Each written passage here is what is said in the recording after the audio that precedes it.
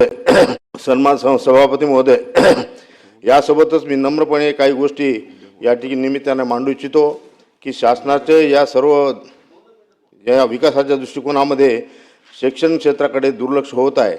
शिक्षण क्षेत्र हे सर्व प्रगती व विकासाचे मूळ आहे।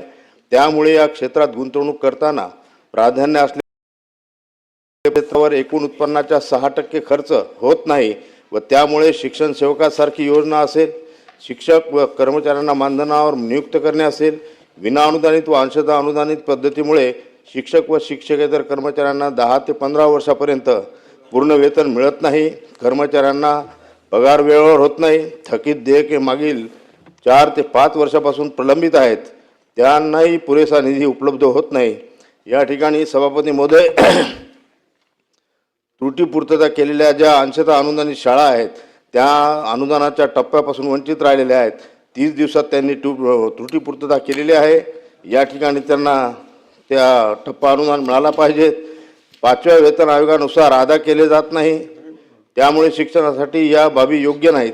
इतर मागास व बहुजन कल्याण विभागाच्या आश्रमशाळा असतील, आदिवासी विकास विभागाच्या आश्रमशाळा असतील, त्यांचेही पगार नियमित होत नाहीत। त्यांना भविष्य निर्वाह निधीचा पैसा वेळेवर मिळत नाही। अशा अनेक तक्रारी आज मला प्राप्त झालेल्या आहेत।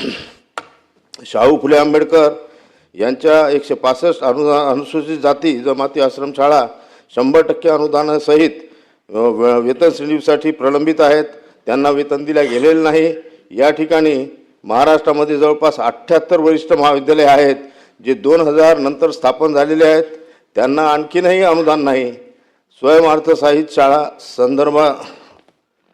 संदर्भात ही शासनाने आपले काही धोरण ठरवून त्या शाळांबद्दल आपले उत्तरदायित्व घेतले पाहिजेत, जेणेकरून येथील कर्मचाऱ्यांना सुद्धा याचा काही प्रमाणात लाभ होईल व निश्चितच महाराष्ट्रासारख्या प्रगतिशील राज्याला आणखीन प्रगतीपथावर नेण्यासाठी मदत होईल। या ठिकाणी 14 ऑक्टोबर 2024च्या शासन निर्णयामध्ये समाविष्ट असलेल्या सैनिक शाळांना देखील टप्पा अनुदानापासून वंचित ठेवण्यात आलेले आहे। या ठिकाणी आपल्याला माहीत आहे की शिक्षण क्षेत्रात काम करणाऱ्या सर्व कर्मचाऱ्यांना जुनी पेन्शन योजना मिळाली पाहिजे, यासाठी सातत्याने प्रयत्न होत आहेत, परंतु त्यांना जुनी पेन्शन योजना अजूनही लागू झालेली नाही। या ठिकाणी शासनाचे दुर्लक्ष होत असल्यामुळे शिक्षण क्षेत्राकडे या ठिकाणी लक्ष दिले गेले पाहिजे। महाराष्ट्रासारख्या प्रगतील राज्याला प्रगतीपथावर न्यायचं असेल तर शिक्षण क्षेत्राकडे लक्ष देणं आवश्यक आहे। या निमित्तानं शासनास मी विनंती करतो की या संदर्भात सकारात्मक विचार करून भविष्यात अशा समस्या निर्माण होणार नाही याची दक्षता आपण घ्यावी। या ठिकाणी सर्वात जास्त वेळा अर्थसंकल्प मांडणाऱ्या स्वर्गीय अजितदादांना मी आदरांजली वाहतो। थांबतो।